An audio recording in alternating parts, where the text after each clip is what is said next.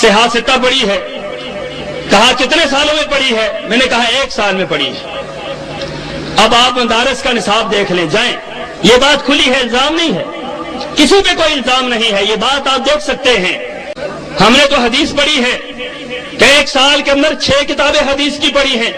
کہنے لگے انا للہ و انا الیہ راجعون. اچھا یہ بتلاؤ، امتحان لیا مولانا نے، استاد محترم نے امتحان لیا، تو میں نے یہ بتاؤ فلاں باب کا فلاں حدیث کے ساتھ کیا تعلق ہے. اب ہمیں تعلق بتایا ہو تو ہمیں پتا ہو.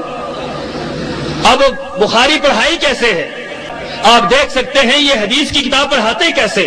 بڑا عجیب انداز ہے حدیث کی کتاب پڑھانے کا. طالب علم سامنے بیٹھا ہے، استاد محترم کی طبیعت خراب تھی، شیخ الحدیث مولانا عبدالروف صاحب ہمیں پڑھا رہے تھے.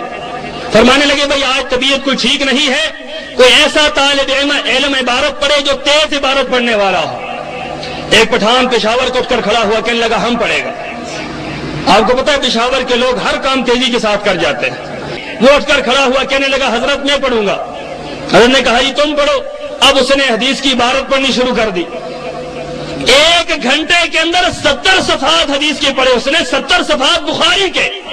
یہاں شیخ الحدیث بیٹھے ہیں، پوچھیں ان سے، خدا کی قسم ہے 1 گھنٹے کے اندر اگر بخاری شریف کا حق ادا کیا جائے 1 گھنٹے کے اندر، بلکہ میں سمجھتا ہوں 1 دن لگا دیا جائے، ایک حدیث سمجھ میں نہیں آتی اگر حق ادا کیا جائے. 1 گھنٹے کے اندر 70 صفحات پڑھے ہیں. اور مولانا کہنے لگے بھائی آج تو بخاری پڑھنے کا مزہ آ گیا. اس انداز سے بخاری پڑھی، اس انداز سے بخاری کو پڑھی. ان کو اس طرح مزہ آتا ہے کہ حدیث اوپر سے گزر جائے. ان کو اسی طریقے سے مزہ آتا ہے حدیث کو نہ سمجھیں. میں نے کہا حضرت ہم نے تو ایسی پڑھی ہے. مسلمانوں نے جتنے فنون لکھے ہیں ان سارے فنون میں سب سے زیادہ آسان یہی کتاب ہے. بھائی حالت یہ تھی کہ میں خود پڑھاتا تھا، فقہ کی کتاب پڑھاتا تھا تو 1 گھنٹے میں چند سطریں ہوتی تھی، یعنی آدھا صفحہ پورا نہیں ہو پاتا تھا، جبکہ وہ موٹا موٹا لکھا ہوا تھا. اور اسی 1 گھنٹے میں کئی صفحے صحیح بخاری کے پڑھا لیتا تھا.